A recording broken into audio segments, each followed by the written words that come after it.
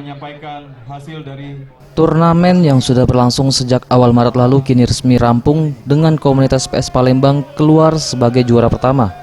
Disusul Bayangkara Sriwijaya di posisi kedua dan Eksekutif FC di posisi ketiga.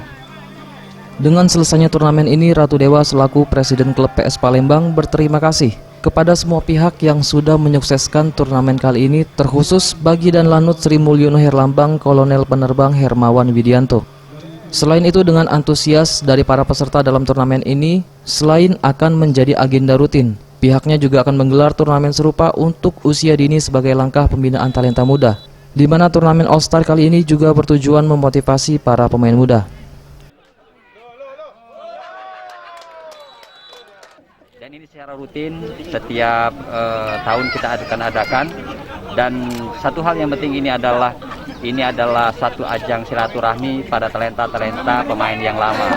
Jadi ajang berkumpul mereka, dan ini merupakan juga pemotivasi buat pemain-pemain muda kita. Itu yang penting kita adakan turnamen U40 ini. Dan saya juga dalam tempat ini menyampaikan penghargaan dan apresiasi kepada Pak Komandan lah, yang bisa memfasilitasi sehingga turnamen ini bisa berlangsung tertib dan lancar. Oh iya, tetap ini turnamen rutin. Oh iya, ada piala bergilir tadi. Ya. Selain pengumuman juara 1, 2, dan 3, ada juga pembagian hadiah untuk wasit terbaik.